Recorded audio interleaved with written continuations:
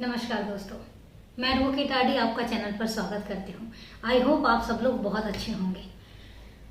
दोस्तों, मुझे ना वारदात की बात है, मैं बात करूँ उससे पहले मैं एक मेरी शिकायत समझ लीजिए या मेरी रिक्वेस्ट समझ लीजिए, पर एक चीज़ है कि आप लोग कमेंट्स नहीं करते हैं। आपको पता है कि मैं इतनी मेहनत से आप लोगों के पास तक एक वारदात पहुँचाने के लिए बहुत कोशिश करती हूँ, और उसमें मुझे तब थोड़ा सा मैं डिमोटिवेट होती हूँ जब ये चीज़ देखती हूँ कि आप लोग कमेंट नहीं करते। मुझे एटलीस्ट ये तो बताइए कि आपको वीडियो में क्या अच्छा लगा और क्या चीज़ ऐसी है जो इम्प्रूव करने की ज़रूरत है, क्योंकि मैं अभी इस चैनल में नहीं हूँ। मेरा ये चैनल अभी नया है।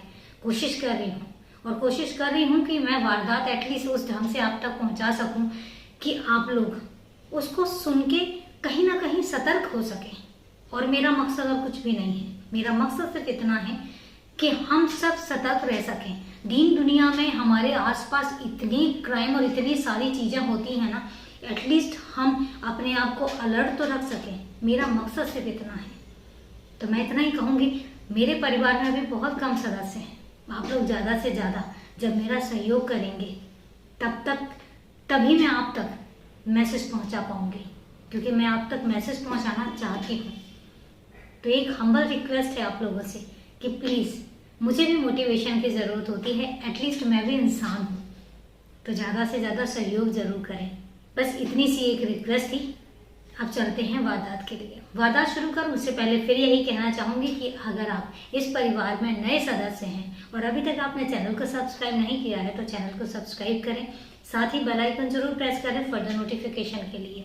और इसके अलावा अगर आपकी वारदात के बारे में कोई भी राय है तो आप कमेंट बॉक्स में जाके कमेंट करके मुझे ज़रूर लिख सकते हैं। अब चलते हैं वारदात की तरफ। आज और कल की जो वारदात है, जो मैंने कल वारदात सुनाई थी और मैं आज जो वारदात सुना रही हूँ, ये दोनों ही रतलाम शहर की हैं। एक 2020 की है, एक 2023 की है। और जिन्होंने मेरे पास भेजी है उन्होंने ये दोनों ही वारदात भेजी थी। तो थैंक यू आपका वारदात बताने के लिए, मुझे मेरे तरफ से और मेरे से सुनने के लिए।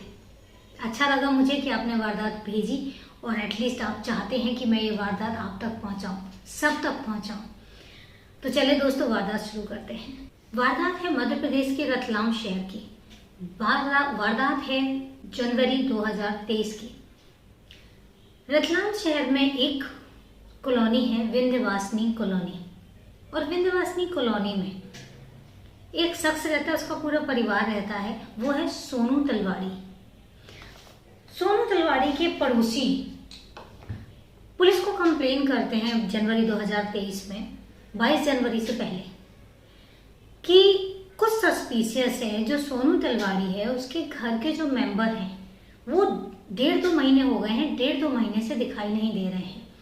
और जब भी हम उनसे पूछते हैं तो उसका एक ही जवाब होता है कि वो टाल मटोल करने वाले जवाब देता है कि वो अभी यहाँ गए हैं, वो अभी वहाँ गए हैं, और कोई एक पुख्ता जवाब नहीं होता। और जब चूंकि आस पड़ोस में जो सोनू तलवाड़ी है उसकी वाइफ के फ्रेंड सर्कल भी है, तो उनके पास नंबर भी है। तो जब वो फ़ोन करने की कोशिश करते हैं तो उनकी जो मिसेज है सोनू तलवाड़ी की, उसका फ़ोन नहीं लगता। सोनू तलवाड़ी की मिसेज का नाम निशा तलवाड़ी, और उनके 2 बच्चे हैं, 7 साल की बेटी है और 4 साल का बेटा है। तो जब फ़ोन नहीं लगता है, सोनू तलवाड़ी से पूछा जाता है और वो टाल मटोल करने वाला आंसर करता है। कहीं ना कहीं आस पड़ोस में कुछ सस्पिशियस उनको लगता है कि कुछ ना कुछ गड़बड़ है। और यही कारण है कि वो पुलिस के पास जाके इस बात की शिकायत दर्ज करवाते हैं। जब पुलिस के पास शिकायत दर्ज करवाते हैं, अब ना तो पुलिस के पास कोई सबूत है और ना ही आस पड़ोस वालों के पास कोई सबूत है, तो आप डायरेक्ट जाके ब्लेम नहीं कर सकते हैं। अब पुलिस क्या करती है, पुलिस यहाँ बहुत समझदारी से काम लेती है।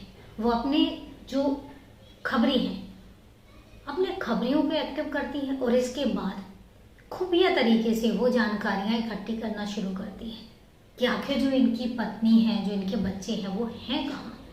बात वही आती है कि सस्पिशियस लगता है। जब सस्पिशियस लगता है तो फिर पुलिस क्या करती है कि सोनू तलवाड़ी के घर पर जाती है। घर पर जाने के बाद उससे पूछा जाता है कि तुम्हारी बीवी और तुम्हारे 2 बच्चे कहाँ हैं। तो वो टाल मटोल करने वाला आंसर करता है अब पुलिस ने इतने क्रिमिनल देखे होते हैं कि पुलिस समझ जाती है कि ये सामने वाला झूठ बोल रहा है या सच बोल रहा है। तो उनको ये समझ में आ जाता है कि जो सोनू तलवाड़ी है वो झूठ बोल रहा है। इसके बाद वो उसको गिरफ्तार करके अपने साथ पुलिस स्टेशन ले आती है। जब पुलिस स्टेशन लेकर आती है तो पुलिस स्टेशन में भी पहले सोनू तलवाड़ी जो है वो टालमटोल सा करता है, गोलमोल सा आंसर करता है। लेकिन जब पुलिस अपने पर आती है तो फिर सोनू तलवाड़ी को सारा किस्सा जो है वो बयां करना पड़ता है। और फिर आती है एक खूंखार हकीकत, फिर आती है एक दरिंदे की दरिंदगी। अब सोनू तलवाड़ी बताता है कि जो निशा है, निशा उसकी पहली बीवी नहीं है। उसकी पहली बीवी जो है वो नगमा है और सोनू तलवाड़ी जो है उससे पहले सलमान था।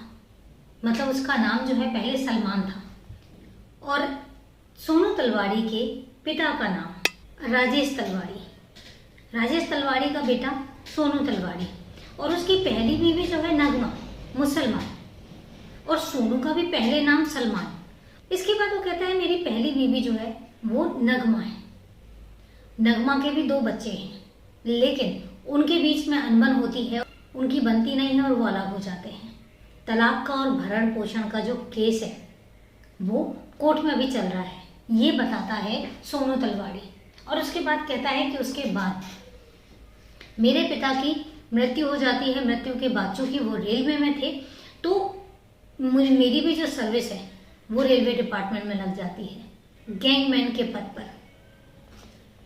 तो और कहते हैं मेरी जॉब लग जाती है और उसके बाद मेरी मुलाकात होती है निशा से और उसके बाद मैं निशा से शादी कर लेता हूँ। मेरी निशा से शादी होती है और उसके बाद हमारे 2 बच्चे होते हैं। क्योंकि निशा को नगमा के बारे में पता था। अब उधर नगमा जो है वो अपने बच्चों के भरण पोषण के लिए कोर्ट में केस करके बैठी हुई है। अब इधर जब निशा है, निशा को भी खर्चे के लिए पैसे चाहिए। तो पुलिस कहती है कि तुमने मारा क्यों? तो वो कहता है साहब जो निशा है हमारी अच्छी खासी फैमिली थी, लेकिन निशा जो है खर्चे के लिए पैसे बहुत मांगती थी, वो खर्चा बहुत करती थी और इसी बात पे हमारे बीच में झगड़ा होता था। पुलिस को भी ताज्जुब होता है। कहते हैं झगड़ा हमारे बीच में इतना होता था कि कई बार मैंने उसको पीटा भी है। लेकिन उसके बाद बात आती है नवंबर 2022 की। नवंबर 2022 में सोनू बताता है कि हमारे बीच में इतना झगड़ा हुआ कि और मुझे इतना गुस्सा आया। दोनों बच्चे भी घर पर थे और मेरी बीवी भी घर पर थी और मैंने कुल्हाड़ी से तीनों को मार दिया, तीनों का कत्ल कर दिया। अब कत्ल कर तो दिया, लेकिन उसके बाद मुझे समझ नहीं आ रहा था कि मैं क्या करूं। मेरा एक दोस्त है बंटी कैथवार, मैंने बंटी कैथवार को घर बुलाया और उससे पूछा कि क्या करना चाहिए। तो बंटी ने फिर मुझे एक आइडिया दिया और फिर इसके बाद मैंने अगले दिन मजदूर बुलाए और मजदूर बुलाने के बाद फिर मैंने टैंक खोदने के बहाने उनसे 4-4 फीट जो है ना वो गड्ढा करवाया और उसके बाद उनको जाने दिया। वो गड्ढा करके चले गए। उसके बाद मैंने तीनों बॉडी को अपने दोस्त बंटी की मदद से गड्ढे में डलवाया और उसके बाद मिट्टी से उसको कवर कर दिया। अब इसके बाद आज तक 2 महीने, ऑलमोस्ट 2 महीने होने वाले हैं। आज जाके ये राज खुला है और हकीकत ये है कि मैंने अपने उन तीनों को गड्ढे में दफन कर दिया है। पुलिस जब इतना सुनती है तो उसकी निशानदेही पर उस जगह पर जाती है जहाँ पर वो बताता है कि उसने यहाँ पे गड्ढा खोदा था। अब पुलिस भी मजदूरों को बुलाती है, गड्ढा खुदवाती है। जब गड्ढा खुदवाती है तो वहाँ से 3 कंकाल निकलते हैं। तीनों कंकाल को जो कि फॉरेंसिक टीम साथ में जाती है तो साथ से इकट्ठा करती है जो भी चाहिए होंगे। इसके अलावा डीएनए के लिए वो हॉस्पिटल भेज देती है। जब हॉस्पिटल भेजा जाता है, डीएनए मैच करवाया जाता है तो डीएनए मैच हो जाता है और इससे पुख्ता हो जाता है कि जो वो बॉडीज़ हैं वो निशा और उसके दोनों बच्चों की है। इसके बाद पुलिस उसको अरेस्ट कर लेती है, चार्जशीट दाखिल करती है और इसके बाद कोर्ट जो केस जो है अभी कोर्ट में है, देखते हैं उसके खिलाफ क्या डिसीजन आता है।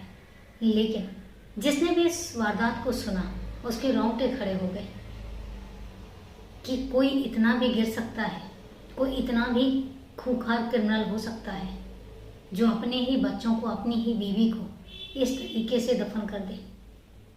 अभी पुलिस इस बात पे भी लगी हुई है कि वो सोनू है या सलमान है, क्योंकि उसके जो पिता का नाम है वो राजेश तलवारी है।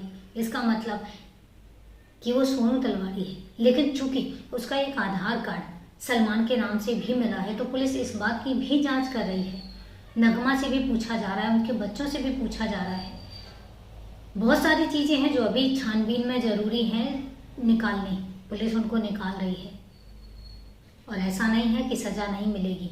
आज सोनू तलवारी जो है वो जेल में है, नौकरी से उसको बर्खास्त कर दिया गया है। अंजाम ये होता है। इसलिए देखिए, अगर आपके घर में आपके बच्चे हैं, आपकी बीवी है, उनका फर्ज है, वो मांगेंगे आपसे, पैसे भी मांगेंगे आपसे, खर्चे के लिए रुपए भी मांगेंगे और आपको देने भी पड़ेंगे, क्योंकि ये परिवार को पालने का एक कर्तव्य है, माँ का भी है और पिता का भी है। लेकिन ये नहीं ना कि अगर किसी ने पैसे मांग लिए तो उसके चलते आप खून कर देंगे। मानसिकता देखिए कितनी दरिंदगी वाली है, मानसिकता देखिए कितनी गंदी है। किसी भी इस बात को लेकर कि उसने पैसे मांग लिए इसलिए मैंने उसका कत्ल कर दिया। बहुत अजीब अजीब से केसेस सामने आते हैं जब हम इसको स्टडी करते हैं, या जब मेरे पास कोई केसेस भेजता है, तो जब मैं स्टडी करती हूँ तो ऐसी ऐसी चीज़ें सामने आती हैं कि ऐसा लगता है शायद दुनिया में भरोसा ही नहीं रह गया किसी पर, किस पे भरोसा करें और किस पे ना करें। लेकिन ऐसा भी नहीं है कि आप हर किसी से भरोसा अपना उठा लें, भरोसा तो करना पड़ेगा, लेकिन भरोसा तो करें, सतर्क रह के भरोसा करें, क्योंकि हकीकत दोस्तों ये है, मेरा मकसद बताना ही नहीं बचाना भी है। और एक बहुत अच्छा फैक्ट ये भी है कि मेरे और आपके और क्राइम के बीच में फासला सिर्फ उतना ही है कि हम कितने सतर्क हैं, हम कितने सावधान हैं। सतर्क रहिए, सावधान रहिए। चलिए दोस्तों, ये तो थी पूरी वारदात। अब बात आती है आज के सवाल की। कल मैंने कोई सवाल नहीं पूछा था, लेकिन आज जरूर सवाल पूछूंगी। हम डेली रूटीन में एक शब्द सुनते हैं, पुलिस, POLICE। मुझे सिर्फ एक बात बताइए कि पुलिस को हिंदी में क्या कहते हैं? क्योंकि देखिए, क्राइम चैनल है तो कहीं ना कहीं ये सब चीज़ें जो हैं वो डेली रूटीन में रहती हैं, तो मुझे लगा कि चलो आज ये सवाल पूछा जाए। तो आप सर्च कीजिए, कमेंट कीजिए और क्वेश्चन का आंसर ज़रूर बताइए। तो चलिए, मैं वेट करूँगी आपके कमेंट का। मिलते हैं फिर कल एक नई वारदात में, एक नई कहानी में। तब तक के लिए नमस्कार, जय हिंद।